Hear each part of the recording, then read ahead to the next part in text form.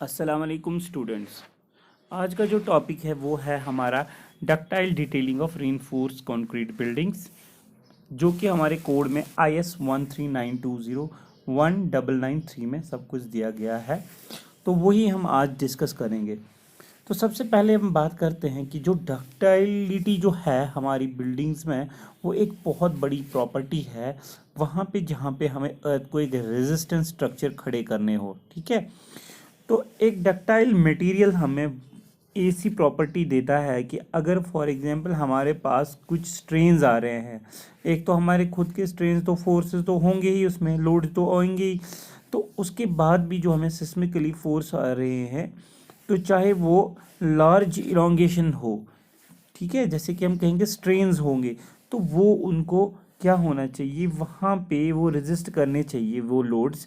वो कैसे करेंगे रेजिस्ट? अगर हमारा मटेरियल जो है वो डक्टिलिटी हो उसमें, तो वो इलोंगेट हो जाएंगे, तो उसमें एकदम से हमारा स्ट्रक्चर जो है वो कोलैप्स नहीं हो सकता।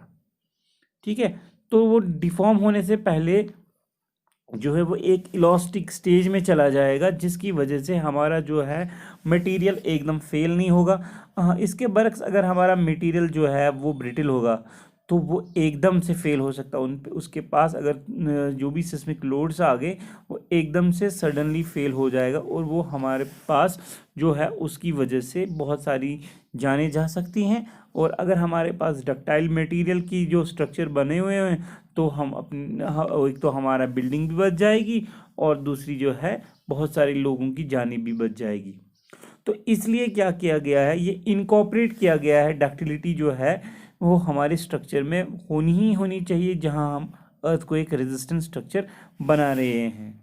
ठीक है, तो इसलिए जो डिज़ाइनर है उसको पूरा ध्यान रखना है कि मुझे ऐसी रेइंफोर्समेंट करनी है कि उसमें डक्टिलिटी का भी खास तरह से ध्यान दिया गया हो। तो वही चीज़ देखेंगे हम, जो हमारे पास जो कोड है IS 139201933, जिसको नाम ही दिया गया है ductile detailing reinforced concrete structure के लिए बनाया गया।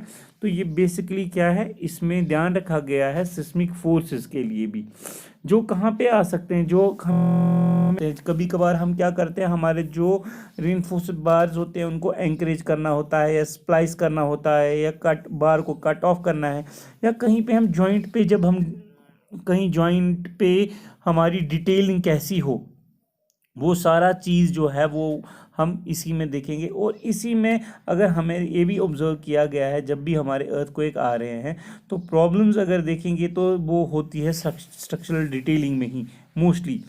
तो स्ट्रक्चरल डिटेलिंग में होती है, जिसकी वजह से क्या होता है कि हमारा स्ट्रक्चर जो है डैमेज होता है।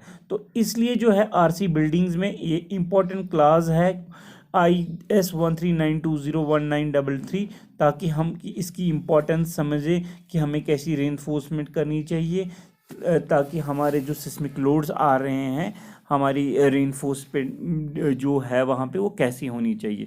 तो ये चीज़ें हम पढ़ेंगे इसमें। तो हम देखते हैं कि हमारा कोडल प्रोविज़न क्या है इसमें। सबसे पहले हम बात करते हैं कोडल प्रोविजंस ऑफ IS 138209933। ये बेसिकली क्या है, जो क्लास नंबर 5 है उसमें ये बताया गया है। सबसे पहले बात करते हैं हम पहले वाली क्लास की। कहता है कि जो भी हम डिज़ाइन और कंस्ट्रक्शन जो करते हैं ना हम रेनफोर्स की, वो हमेशा करनी चाहिए, हमारा IS कोड होता है 456/2000, जो कि हम RCC डिज़ाइन में हम पढ़ते हैं। ठीक है, अकॉर्डिंग टू डैट हमें करना चाहिए। और जो मॉडिफाइड फॉर्म है, कुछ भी होगा, जो भी मॉडिफाइड होगा, वो हम किस चीज़ से ले लेंगे, वो मॉडिफिकेशन वो हम इस वाले कोड से ले लेंगे। किससे? जो हमारा IS 13920 है। ठीक है, तो क्या, तो दूसरी चीज़ हम ये भी कह सकते हैं, जो भी हमारे सारे बिल्डिंग्स हैं, ठीक है, जो कि हमारी 3 स्टोरीज से ज़्यादा हाइट होगी, तो उनमें जो हम ग्रेड ऑफ कंक्रीट जो है वो हम यूज़ करेंगे, कम से कम करेंगे यूज़ M20 का। ठीक है, तो इसी तरह से जो स्टील रेनफोर्समेंट है, उसका जो ग्रेडिंग होना चाहिए वो FE415 का होना चाहिए, या उससे कम, क्योंकि जो भी स्ट्रॉन्ग जो स्टील है ना, वो परमिट नहीं करेंगे, क्योंकि अर्थक्वेक प्रोन में क्या होता है कि जो भी लो स्ट्रेंथ स्टील है, या हम कहेंगे कि जो जिसकी मतलब जितनी भी स्ट्रेंथ थोड़ी कम है, वो देखा जाएगा वो ज़्यादा डक्टाइल होता है, ठीक है। क्योंकि उसमें क्या होगा कि वो ज़्यादा देर तक जो है यील्ड जो कर सकता है, और ब्रेकिंग स्ट्रेन उसमें बहुत ज़्यादा है।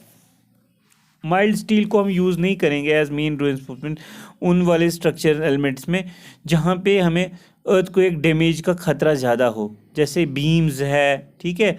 तो हायर स्ट्रेंथ स्टील जो है वो अच्छा कहलाता है वहाँ पे उन स्ट्रक्चरल एलिमेंट में जहाँ पे पॉसिबिलिटी हो डैमेज की बहुत कम, जहाँ पे समझो अर्थक्वेक के लोड जो है बहुत कम आ रहे हैं, तो वहाँ हम ज़्यादा यूज़ कर सकते हैं हाई स्ट्रेंथ स्टील, ठीक है। तो अब इसके बाद बात हो रही है फ्लेक्सुरल मेंबर्स। ये सारा जो है ये जनरल क्लास जो दे बता रहा है, हमारा कोड बता रहा है, ठीक है, IS 1390 1993 में। इसी तरह से फ्लेक्सुरल मेंबर की बात करते हैं, उसमें क्लास नंबर 6 हम पढ़ेंगे।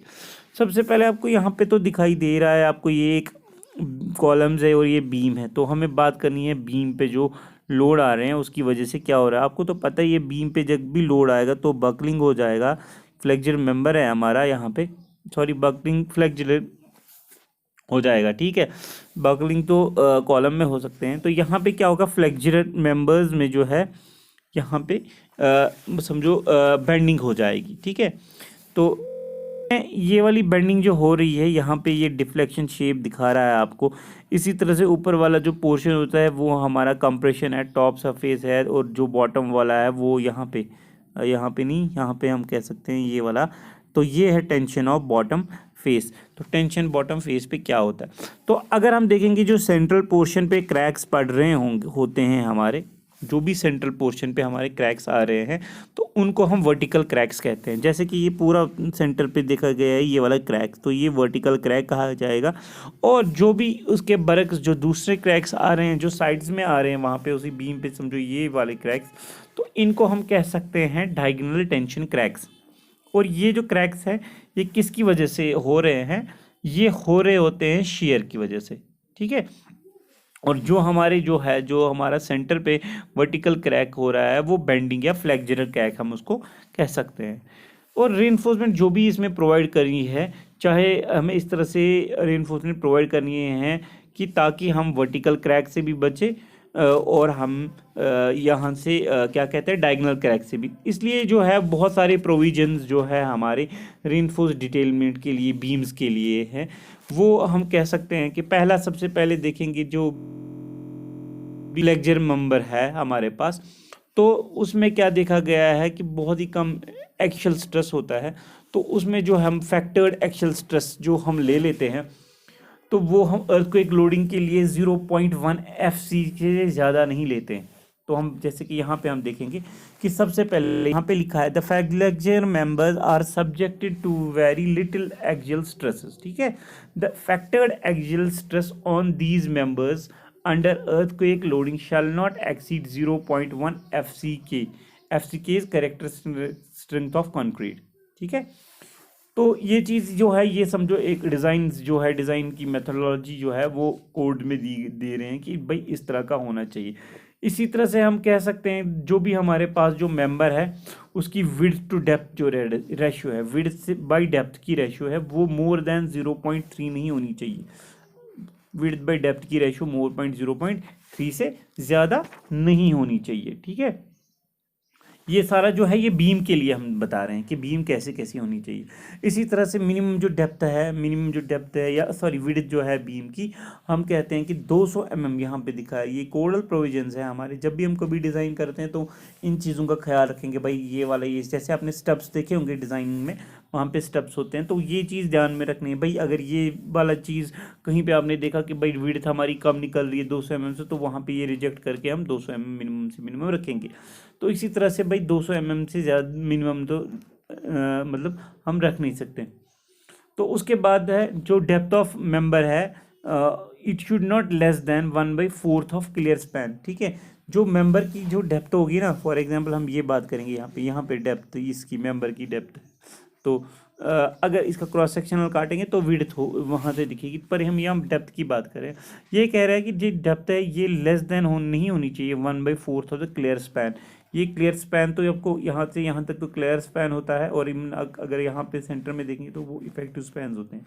तो उसका ये डिज़ाइन स्टेप्स है, ठीक है।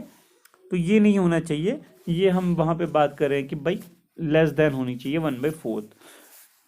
इसी तरह से है, इसी बीम में हम देखेंगे कि जो भी हम लॉन्गिट्यूडनल रीइंफोर्समेंट की बात करेंगे वो कैसे होनी चाहिए। तो लॉन्गिट्यूडनल रीइंफोर्समेंट जो है बीम के लिए, वो क्यों हम कर रहे हैं, क्योंकि ताकि हमारे पास जो बेंडिंग क्रैक्स है वो ना आए। तो इसी तरह हमारे पास जो फ्रेम होगा ना जो बीम का, उसमें टॉप और बॉटम फेसेस जो भी होंगे बीम के, या हम कहेंगे एंड्स जो होंगे, तो उनमें क्या होगा, टेंशन होगा, सबसे ज़्यादा उनमें टेंशन होता है, ठीक है। जो बॉटम होती है, जो वहाँ पे एंड्स होते हैं, तो उसलिए क्या करते हैं हम, स्टील बार्स हम वहाँ पे प्रोवाइड करते हैं दोनों फेसों पे, बोथ फेसेस, तो एंड पे, और दूसरा जो हमारे बॉटम फेस या मिडल पे पोर्शन बीम के भी जो होता है उस पे भी करते हैं। तो फिगर जो है हम यहाँ पे फिगर, नेक्स्ट फिगर में हम बात करते हैं, वो देखते हैं उधर पे वो क्या चीज़ें हैं। तो उसमें इसी दौरान पे जो है वहाँ पे अगर देखा जाए, तो अगर अच्छे से वहाँ पे नहीं किया गया हो रेनफोर्समेंट, तो वहाँ पे जो हमारा क्रिटिकल सेक्शन जो है बीम का या हम फ्रेम का कह रहेंगे, उसमें बड़ी टेंशन आ जाती है, और उसमें डेवलप आ जाता है, मतलब क्रैक्स पैदा हो सकते हैं ड्यूरिंग अर्थक्वेक, और स्टील रेनफोर्समेंट की वहाँ पे ज़्यादा ज़रूरत होती है। तो इसीलिए जो है कोडल प्रोविजंस या रिकमेंडेशन हम कह रहे हैं कि लॉन्गिट्यूडनल रेनफोर्समेंट में क्या होनी चाहिए। सबसे पहले बात करते हैं, कम से कम 2 बार तो होनी चाहिए, कम से कम फुल लेंथ के जो बीम होगी हमारे 2 बार मिनिमम होनी चाहिए, टॉप पे भी 2 होनी चाहिए और बॉटम पे भी 2 होनी। और जो हमारी बेंड जो एंड है बीम्स की, उसमें जो हम स्टील जो प्रोवाइड करते हैं बॉटम पे, कम से कम वो कम से अगर वो कुछ नहीं हो, लगभग उस वो होना चाहिए, जो जितना हमने टॉप पे वो किया है वो उसका एटलीस्ट हाफ तो होना ही चाहिए, ठीक है। तो इसी तरह से जो स्टील हमने प्रोवाइड किया है बॉटम में भी और टॉप में भी, जो मेंबर है कहीं भी सेक्शन पे अगर देखा जाए, वो हम देखेंगे कि वो होना चाहिए किसके बराबर, इक्वल होना चाहिए 1/4 ऑफ मैक्सिमम नेगेटिव मूवमेंट। जो भी हमारा वहाँ पे नेगेटिव मूवमेंट होना चाहिए आएगा हमारे, फॉर एग्जाम्पल हम जब वहाँ क्वेश्चन सॉल्व करते हैं तो हमें पता चलता है कि भाई हमारा मूवमेंट कितने आ रहे हैं। अगर हमारे मूवमेंट मतलब आ रहा है तो उसमें 1/4 जितना भी मैक्सिमम नेगेटिव मूवमेंट आ रहा है उसका 1/4 लेके देखेंगे कि वहाँ पे हम स्टील जो प्रोवाइड करेंगे कहाँ, एंड्स पे, एंड ऑफ द बीम पे वहाँ पे स्टील प्रोवाइड करेंगे, ठीक है। इसी तरह से ये सारी चीज़ें जो हैं, ये मोस्टली जो है आपको मैं कोड बता रहा हूँ कि ऐसे ऐसे है। बेसिकली ये जब आप डिज़ाइन के क्वेश्चंस करेंगे तो ये डिज़ाइन में आपको पता चलता है कि भाई डिज़ाइन में क्या करना है, ठीक है। इसी तरह से जो स्टील की रेनफोर्समेंट बाल जो है हमारे पास जो अवेलेबल होती है, वो हम कहते हैं कि भाई 12 से 14 मीटर तक होना चाहिए, या हम कह सकते हैं उसकी लेंथ जो है 12 से 14 मीटर तक होनी चाहिए। इसलिए हम नेसेसरी है कि हमारे वहाँ पे ओवरलैप जो होता है, कभी कभार हमारी जो बीमें ज़्यादा हो सकती है 12 से 14 मीटर से, हम या कह सकते हैं क्योंकि हमने स्टील रीइंफोर्समेंट जो कट किया है तो उसमें हम ओवरलैपिंग करते हैं, ठीक है। तो इसलिए ओवरलैपिंग बार्स जो नेसेसरी है, ठीक है। अगर हमारे पास ज़्यादा लॉन्ग बार्स रिक्वायर्ड हैं तो उसमें क्या हम करेंगे, तो उसमें हम लैप करते हैं लॉन्गिट्यूडनल बार को, ताकि हमारे पास जो है हमें एक ही जैसा ही लगे, ठीक है, एक जैसा फेस लगे। और जो बाज है ओवरलैप अगर हम करेंगे उस जगह पे करेंगे जहाँ पे हमारे ग्रेटर ज़्यादा मूवमेंट्स ना हो। अगर हम वहीं पे करेंगे, फॉर एग्जाम्पल मूवमेंट हमारे जहाँ पे देखेंगे बेंडिंग मूवमेंट्स अगर देखेंगे तो मिडल पे ज़्यादा होते हैं बीम पे, अगर हम वहीं पे ओवरलैप करेंगे तो हमारा स्ट्रक्चर वहाँ पे कभी भी ख़राब हो सकता है। अगर तो वहाँ पे हमारे मूवमेंट हमारे ओवरलैपिंग जो वहाँ की है वो ख़राब निकल सकती है। और जो लैप लेंथ जो होती हैं, कम से कम ये बार जो है हमारा पास, वो कम से कम डेवलपमेंट लेंथ जितनी होगी ना, हमारी डेवलपमेंट लेंथ जो होगी टेंशन मेंबर में, उतनी होनी चाहिए, कम से कम उतनी जो होनी चाहिए लैप लेंथ, ठीक है। और इसी तरह से ओवरलैपिंग जब लेंथ करते हैं या वर्टिकल स्टैपलर्स, हम जब भी वर्टिकल स्टायरअप्स प्रोवाइड करेंगे बीम्स में, तो उधर क्या होगा, उस टाइम पे हम ऐसा देखेंगे कि हमारी ओवरलैपिंग कहीं पे स्प्लाइस वहाँ पे तो नहीं हो रही है, जहाँ पे हमने कहीं पे जो नज़दीक जोन है हमारा, जिस पे हम वहाँ पे अगर वर्टिकल फोर्सेस आ गए या कोई भी फोर्स आ गया वो निकल के बाहर आ जाए, ऐसा नहीं हो। और अगर हमारे पास जितने भी बार्स आ रहे हैं तो हम ऐसा ना करें कि 50% से भी ज़्यादा, जैसे फॉर एग्जांपल हमारे 10 बार्स आ रहे हैं तो हमने समझो 8 बार्स में क्या स्प्लाइसन दे दी, ऐसा नहीं होना चाहिए। अगर 10 बार्स है तो हम कोशिश करेंगे कि 50% या इवन उससे कम कम ही हम स्प्लाइसेस जो भी कर रहे हैं वो करते हैं, ऐसा नहीं कि 50% से ऊपर चले जाए। ठीक है, तो नेक्स्ट हम देखेंगे हमारे यहाँ फिगर्स की बात करेंगे। आप देख रहे हो पहला जो है वो फ्रेम स्ट्रक्चर है, जिसमें जैसे ग्रेविटी लोड्स आ रहे हैं ऊपर से, देखिए यूडीएल आ रहा है या पॉइंट लोड्स आ रहे हैं, तो वो उसमें क्या बेंडिंग तो हो जाएगी उसमें।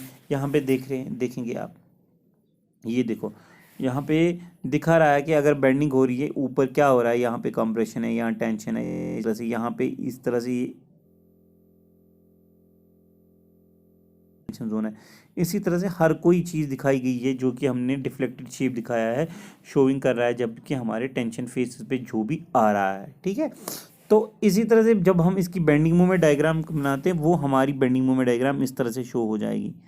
ये सारा ये जी सब कुछ जो है, ये बेंडिंग मूवमेंट डायग्राम्स वगैरह, ये सब हम देखते हैं कि जब हम डिज़ाइंस करते हैं, हमारी डिज़ाइंस की जो होती है वहाँ पे क्वेश्चंस होते हैं, हमें डिज़ाइन करना है तो हम वो चीज़ वहाँ पे देख सकते हैं। तो हम अभी फ़िलहाल बात कर रहे थे कि जनरली हम बात करें कि कंप्रेशन आ रहा है या टेंशन कहाँ कहाँ से हो रहा है, तो ठीक है, उसको हम डिनोट करते हैं फिर यहाँ से बेंडिंग मूवमेंट डायग्राम से। ठीक है, इसी तरह से अगर हमारा, अब देखो कि फॉर एग्जांपल हमारा अर्थक्वेक है तो ये कहीं से भी आना है, ये रिवर्सिबल अर्थक्वेक लोड होते हैं कहीं से, फॉर एग्जांपल ये इस डायरेक्शन में आ सकता है या इस डायरेक्शन में आ सकता है। अगर इसी तरह से हमारा फ्रेम है, यहाँ से इस डायरेक्शन में लोड आ रहा है या इस डायरेक्शन से लोड आ रहा है, तो हम यहाँ पे बात करते हैं इन दोनों की अलग अलग। फॉर एग्जाम्पल अगर हमारे यहाँ लोड इस डायरेक्शन में, यहाँ पे तो टॉप पे आ रहा था, हम इस डायरेक्शन में बात करें तो उस टाइम पे क्या हो रहा है कि ये देखो इधर से जो है हमारे यहाँ पे ऊपर टॉप पे कंप्रेशन बढ़ रहा है, नीचे बॉटम में ऊपर से ये इवन सैग इस तरह से हो रहा है। तो ये अलग अलग हमारी लोडिंग, जब इसी तरह से हमारी बेंडिंग मूवमेंट डायग्राम हमारी जो है उस केस में ऐसे बनेगी। इसी तरह से अगर हम लोड इस वाली डायरेक्शन में ले रहे हैं तो हमारी डायग्राम जो है पूरी चेंज हो जाएगी, तो वो डिफरेंट हमारी डिफ्लेक्टेड शेप इस तरह से हो जाएगी, और हमारी जो बेंडिंग सेक्शन है वो इस तरह से आ जाएंगे। जो टेंशन है वो नेगेटिव दिखाएंगे, इसी तरह से कंप्रेशन वाले जो यहाँ पे समझो पॉजिटिव डायरेक्शन में ऐसे ऐसे दिखा रहे हैं यहाँ पे। तो इसी तरह से ये जो बेसिकली ये टेंशन फेसेस है हमारे बीम्स एंड कॉलम्स के ड्यूरिंग अर्थक्वेक। ठीक है, जो भी हमारा अर्थक्वेक आ रहा है तो उसकी वजह से क्या हमारे कंप्रेशन कहाँ से या टेंशन किधर से आ रहा है हमारी बीम पे। अब जाके बात करते हैं हम ट्रांसवर्स रेनफोर्समेंट, जिसे हम क्या कहेंगे, स्टायरप्स। ये सारी बातें जो हम कर रहे हैं ये बीम की कर रहे हैं कि जैसे कैसे हमारी रेनफोर्समेंट होनी चाहिए। अब अगर बात है स्टायरप्स की, जो आरसी बीम्स में हमारे होते हैं तो उनमें कुछ फंक्शंस जो है वो हमें इस तरह से पता चलेंगे कि हमें क्या क्या हमें करना है। सबसे पहले जो है फंक्शन क्या है इसकी, तो सबसे पहले जो है वर्टिकल शेयर फोर्स जो आते हैं इसमें, तो वो या हम कह सकते हैं डायगोनल शेयर क्रैक्स जो हो रहे हैं वो उसको रेजिस्ट करता है। वर्टिकल स्टायरप्स जो है हमारे वो उनको रेजिस्ट करता है। ठीक है, और इसी तरह से अगर हमारा कंक्रीट कभी कभार बल्ज हो जाता है, ठीक है, आउटवर्ड निकल आता है हमारा कंक्रीट, तो दूसरी बात है कि ये आउटवर्ड बल्जिंग को भी रोक लेता है। तो स्टायरप्स जो है बेसिकली इस तरह शेप के होते हैं। ये जो हमारे ये मेन बार्स होते हैं हमारे, और स्टायरप्स इस शेप के होंगे हमारे। ये जो है सारा डिज़ाइन में हम देख पाते हैं कि हम किस तरह से डिज़ाइन करेंगे, क्या करेंगे। तो हमें बेसिकली यही चीज़ें अगर हम डिज़ाइन कर रहे हैं तो ये चीज़ें हमें ध्यान में रखनी है, भैया इस तरह से चीज़ें होनी चाहिए। तो और यही चीज़ जो है ये हमारी प्रिवेंट करती है बकलिंग, किस में, अगर हमारी लॉन्गिट्यूडल बार्स जो है उनमें कहीं बकलिंग ना हो, तो वो भी कौन रेजिस्ट करता है, हमारे स्टायरप्स। अब जो हमारे पास जो कोड है 13901933, उसमें 1993 में उसमें कुछ रिकमेंडेशन दी गई है जो कि हमें स्टायरप्स में करनी है जब भी हमें रेनफोर्स कंक्रीट बीम्स बनानी हो। ठीक है, वो है क्लास नंबर 6.3 जो कि कोड में दिया गया है। सबसे पहले क्या कह रहे हैं कि उसमें अगर जी हमारा सबसे पहले जो डायामीटर ऑफ स्टायरप जो है कम से कम वो 6 mm से कम ना हो। ठीक है, कभी कभार हम उठा के 4 mm की स्टायरप लगा लें, ऐसा नहीं है। कह रहे हैं कि भाई वो नहीं होनी चाहिए, मिनिमम जो हो वो है हमारी 6 mm की जो हमारे पास बार होगी। ठीक है, तो इसमें क्या है कि हमारी जो बीम है उसमें क्या होगा कि जो भी हम जो ये स्टायरप्स लगाएंगे उसमें जो क्लियर स्पैन, अगर हम कह रहे हैं कि ज़्यादा से ज़्यादा 5 मीटर होगा क्लियर स्पैन, तो अगर हमारी जो डायामीटर ऑफ स्टायरप है तब जाके बढ़ जाएगी। तो हम कहेंगे अगर क्लियरेंस स्पैन ज़्यादा हो रही है, बढ़ रही है, तो स्टायरप्स का डायामीटर भी हम बढ़ा देंगे। तो वो कह रहे हैं 5 नहीं तब लेना, तब 8 mm की डाया ले लेना, ठीक है। और दूसरे दूसरे पॉइंट क्या है इसमें, जो कि फिर हमारे पास बोथ एंड्स, जब यहाँ पे आप देख रहे हो ये स्टायरप, ये एक एंड, ये यहाँ से समझो ये स्टील, ये रेनफोर्समेंट है, ये ऐसे ऐसे जुड़ी हुई है, कंटिन्यू जुड़ी है, और इसमें एक्स्ट्रा ये वाला ये पोर्शन और ये पोर्शन एक्स्ट्रा होता है। ये किस लिए, कि बेसिकली क्या है, ये हम बेंड करते हैं 130 डिग्री एंगल पे। यहाँ पे अगर देखा जाए, आप अगर एंगल मेजर करोगे उसमें, तो ये 130 डिग्री का एंगल का मेजर दिखा रहा है। तो कह रहे हैं कि भाई इसको 130 डिग्री एंगल पे बेंड करो या 135 पे, ठीक है। 135 पे ही मोस्टली यूज़ करते हैं। तो 135 पे एक हुक बनाते हैं, ठीक है। वो उतना आगे तक ले जाते हैं, ये वाला आगे, ये लेंथ जो है, जिसे हम नॉट लेस देन ये होनी चाहिए DX से, सॉरी DS से, not less than 10 times DS। DS is dia of, जो स्टायरप बार जो है उसको 10 टाइम से मल्टीप्लाई करेंगे, और वो लेंथ जो है वो हम कम से कम रख देंगे इसकी, इस हुक की। ताकि ये क्यों रखते हैं, ताकि ये ऐसा ना हो कि इस पर लोड या कोई प्रेशर आ जाए, जिसकी वजह से वो खुल जाएगा और हमारा वो स्ट्रक्चर वहाँ पे फिर फेल हो सकता है, या बल्जिंग हो सकती है उसकी वहाँ आउटवर्ड। और बात रही है अब जो स्पेसिंग है, कौन सी स्पेसिंग, जब हम बीम में ये डाल रहे हैं तो कितना दूर डालेंगे। तो सबसे बात है पहले कि जो भी हम स्पेसिंग ऑफ स्टायरप्स करेंगे, ये ज़्यादा नहीं होनी चाहिए half of the depth of the beam. अगर हमारे पास यहाँ पे देखते हैं फिगर, ये वाली बीम की डेप्थ है, चाहे ये फॉर एग्जांपल 200 है, 300 mm है, तो कह रहे हैं हाफ से ज़्यादा दूर ये नहीं लगाना आप, ये स्ट्रप्स, ये वाली स्टायरप्स ये लगाइए ना हमने। तो कह रहा है स्पेसिंग जो है वो D/2 होनी चाहिए, ठीक है। नेक्स्ट पॉइंट जो है हमारा, उसमें क्या है कि अगर हमने कंट्रीब्यूशन में कभी कभार हम क्या करते हैं, बेंट अप बार्स भी देते हैं। तो हमारे पास समझो ज़्यादा भी कुछ शेयर फोर्सेस आ रहे हैं, या तो हम उस टाइम पे बेंट अप बार्स प्रोवाइड करें, या इंक्लाइंड स्टायरप्स प्रोवाइड कर रहे हैं, तो उस टाइम पे हम क्या करेंगे, उनको हम एडप्ट नहीं कर सकते हैं कि हमने भाई वो डाल दिए तो हम इसको शेयर रेजिस्टेंस में एडप्ट कर देंगे, तो उनको वो छोड़ देना चाहिए। बेसिकली वो पॉइंट है। नेक्स्ट है हमारा पास की जो स्पेसिंग ऑफ स्टायरप्स है over a length of 2D at either end of the beam should not exceed. क्या मतलब कह रहा है कि सबसे पहले ये वाला पॉइंट बता रहा हूँ मैं, यहाँ से बीम जो है, ये हमारा समझो कॉलम है, तो यहाँ पे जो बीम है ये उस वहाँ से लेके 2D की depth, D is depth of beam, उसको मल्टीप्लाई बाई 2 करना है। तो वो कह रहा है भाई उतनी जो लेंथ है, वहाँ से जो बीम की लेंथ मिलेगी, उसमें जो स्पेसिंग ऑफ जो आपको डालनी है किसकी, स्टायरप्स की, वो भाई D/4 होनी चाहिए। तो D की जो हमारे पास मिलेगा उसको डिवाइड बाई 4 करेंगे, तो उस स्पेसिंग पे डालेंगे। दूसरी चीज़, अगर एक तो ये कंडीशन भी फॉलो करनी है, दूसरी कंडीशन क्या है कि भाई अगर हमारे पास कोई डायामीटर का बार है, उसको 8 टाइम्स मल्टीप्लाई करेंगे, जो भी हमारे पास लॉन्गिट्यूडल बार का जो डाया होगा ना, उससे हम क्या करेंगे 8 टाइम्स मल्टीप्लाई करेंगे, तो वो देखेंगे वो कितने mm का आएगा, या तो हम उतना डालेंगे वहाँ पे हम स्पेसिंग। तो कह रहे हैं कि ये भाई ये भी तो नहीं आना चाहिए, ये भी 100 mm से कम नहीं आना चाहिए। इसका मतलब हम 100 mm से कम स्पेसिंग नहीं होनी चाहिए, तो वो भी हमें चेक करने पड़े। तो ये दोनों जो कंडीशंस है, ये दोनों फॉलो होने चाहिए, फिर हम उतनी यहाँ पे स्पेसिंग डाल सकते हैं, ठीक है। और दूसरी बात, जो हमने पहला स्टायरप डाला, फॉर एग्जांपल ये वाला, यहाँ पे हम पहला स्टायरप ये वाला डाल रहे हैं इधर से, तो ये वाला स्टायरप तो कुछ डिस्टेंस पे तो होगा, ये कौन सी डिस्टेंस, तो ये भी हमारे इसमें लिखा गया है कि भाई कोडल प्रोविजन में कि भाई ये वाली डिस्टेंस भी कम से कम 50 mm से कम नहीं होनी चाहिए हमारा, जहाँ पे जॉइंट का फेस हो, ठीक है। इस फिगर की बात अगर करेंगे, यहाँ पे आपको सीधे से दिख रहा होगा, यहाँ पे लिखा है spacing less than D/2। It means अगर जहाँ से जितनी भी बीम यहाँ से यहाँ तक, समझो ये कॉलम है, ये कॉलम है, तो जो भी बीम है, बीम के जो बीच में यहाँ से यहाँ तक डिस्टेंस है, उसमें भी D/2 हमें डालनी ही डालनी है। और ये वाली मेन रेनफोर्समेंट है, ये तो कम से कम टॉप पे 2 है, बॉटम पे मिनिमम कम से कम 2 तो डालनी ही डालनी है आपने। इसी तरह से ये वाली 2D स्पेस है, ये जो 2D स्पेस है, इसमें भी हम क्या करेंगे, पहली वाली जो है वो 50 mm पे डालेंगे, ठीक है। और जो दूसरी है हमारी, उसके बाद जो बाकी स्पेसिंग जो है स्टायरप्स की, वो लेस देन D/4, जो जैसे कि ये वाली D/4 से नहीं होनी चाहिए, या 8 टाइम्स जो मेन बार डायामीटर का डाला है वो ही होना चाहिए। तो ये दोनों कंडीशंस फॉलो कर सकते हैं। और जो डी है हमारी वो है इफेक्टिव डेप्थ, हमारी इफेक्टिव डेप्थ ऑफ बीम। ये जो सारा है ये हमारा arrangement of vertical stirrup in beams में। तो ये सारी जो डिटेलिंग थी ये हमने जो की है एज पर कोडल प्रोविजंस।